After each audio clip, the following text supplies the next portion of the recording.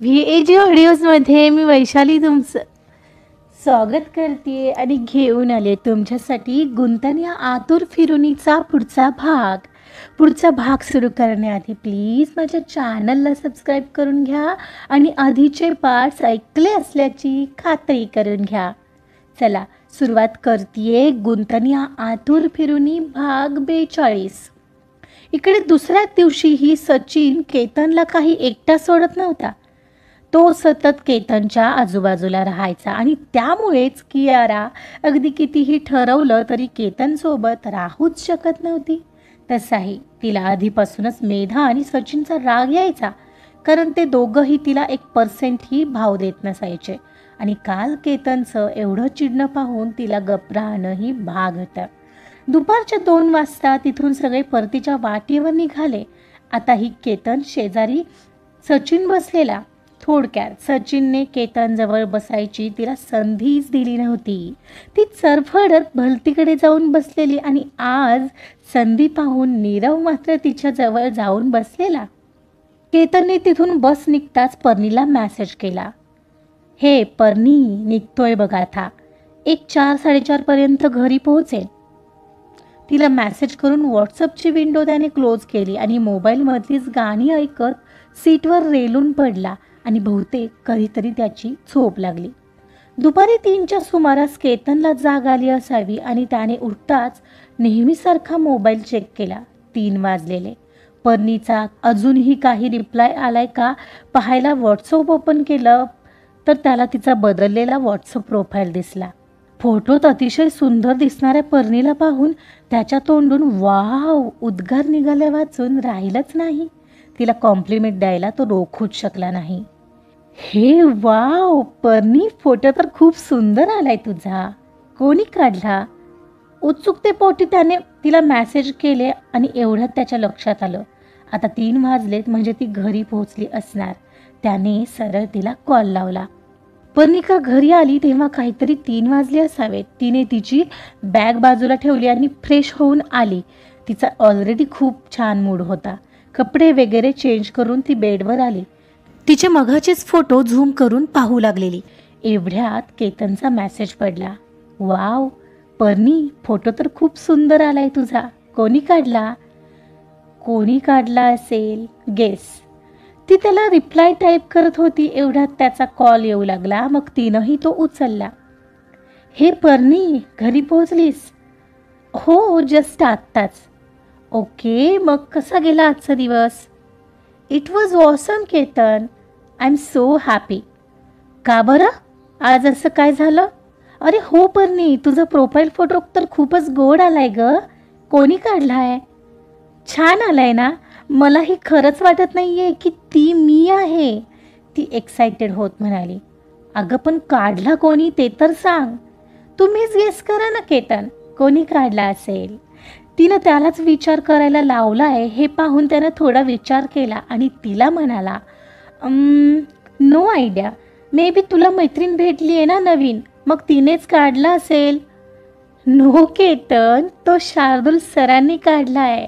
And you know what, मला तर कळलंच नाही की त्यांनी माझा फोटो कधी काढला. पर्णिका सगळं खरंच बोलून गेली. व्हॉट? तुला न सांगता त्यांनी तुझा फोटो काढला? तो जरा मोठ्यानेच म्हणाला होता.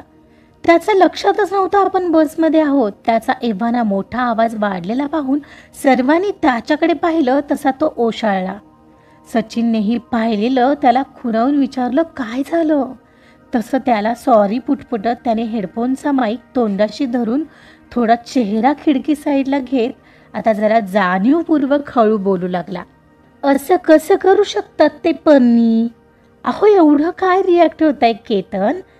He is just a professional photographer. त्यांच्या प्रत्येक वागण्यातून ते जाणवतं अहो. आणि खरं सांगायचं तर मला खरंच इम्प्रेस करून जाते त्यांची फोटोग्राफी प्रती असलेलं वेड. तुम्ही हे पहा ना की किती मस्त कॅप्चर केलाय तो फोटो. मलाही असे यायला हवे. मी खूप एक्सायटेड आहे केतन त्यांच्या हाताखाली काम करायला.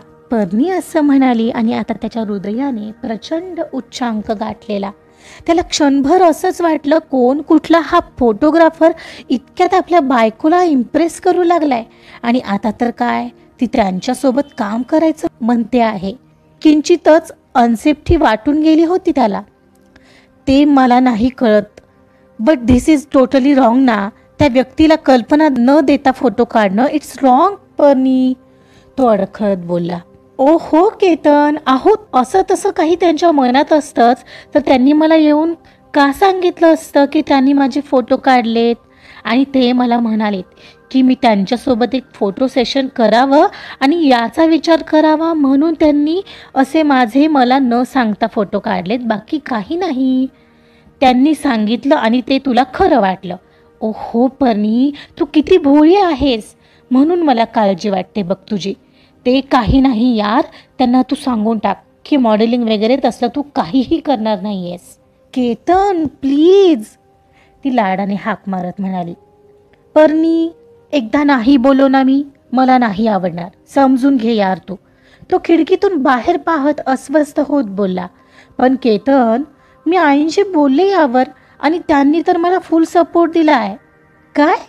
ती तुला मॉडेलिंगसाठी हो बोलली? हो केतन, तसंही एकदाच करायचंय. मी काही ते प्रोफेशन नाही ना चूज करणार आहे कायमसाठी. अरे पण मला नाही ना आवडत आहे यार पर्णी, माझं एवढंही ऐकणार नाही आहेस का? त्याच्या अगदी मनावर कोणीतरी अनेक घाव करतंय असं त्याला त्या क्षणाला वाटत होतं. केतन ऐका ना, तुम्ही आधी घरी या मग बोलूया का आपण, ती प्रेमाने त्याला समजावत म्हणाली. घरी आल्यावर? व्हॉट यू मीन पर्णी? हे बघ, घरी आलो तरीही माझा हा निर्णय बदलणार नाहीये, कळलं ना, तो अगदी ठामपणे म्हणाला. आणि ती क्षणभर शांत झाली. दोघंही काही क्षण गप्पच होते आणि तिचं ते गप्प राहणं पाहून तिला वाईट वाटलं हे त्याला समजत होतं, पण त्यावर तिला हो म्हणणं हे काही त्याला जमत नव्हतं. काही वेळाची शांतता भंग करत अखेर ती म्हणाली, मी फोन ठेवते Ketan. Parni, I am sorry, मला माहिती आहे तुला वाईट वाटलं असेल, पण please try to understand me, please ना. बरं तो विषय सोड ना, काय करत आहेस तू आत्ता? तो विषय बदलत म्हणाला. काही नाही, बसले आहे मी, ती जराशी नाराजपणे म्हणाली. नाराज नको ना हो पर्णी, बोल ना, आता कुठे आलाय? ती अगदी शांतपणे म्हणाली. आता चिंचवड आले बहुतेक, पोहोचेन काही वेळात, मे बी 4 वाजेपर्यंत. ठीक आहे, मी ठेवते, या लवकर, तिनं अगदीच तुटकपणे म्हणत तिनं पटकन फोन कट करून टाकला. हॅलो पर्णी, त्याने हाक दिली पण फोन कॉल कट झालेला. त्याने क्षणभर डोळेच मिटले. अरे यार, सॉरी यार पर्णी, मला समजून घे ना यार, नेमका कोण आहे हा शार्दूल देसाई, मला पाहायलाच हवा, म्हणत त्याने न राहून लगेचच ते नाव गुगलवर सर्च केलं आणि समोर आला एक 23 वर्षाचा कमी वयात फोटोग्राफीमध्ये यश मिळवलेला हँडसम आणि उंचपुरा मुलगा. पर्णी केतनपेक्षा 5 वर्षांनी लहान होती आणि तो मुलगा मात्र केतनपेक्षाही 2 वर्षांनी लहान, म्हणजे पर्णीपेक्षा 3 वर्षांनी मोठा होता. शिवाय बऱ्यापैकी हँडसम. त्याला पाहिलं तसं केतनला प्रचंड अनसेफ वाटू लागलेलं आणि पर्णी आता त्याच्या हाताखाली काम करायचं म्हणते. तिला आपण का हो म्हणालो याचाच क्षणभर पश्चाताप वाटू लागलेला त्याला. पण पर्णीला त्याच्या हाताखाली काम करायला त्याने ऑलरेडी होकार तर दिलेला, सो आता त्याला माघार घेता येणार नव्हती.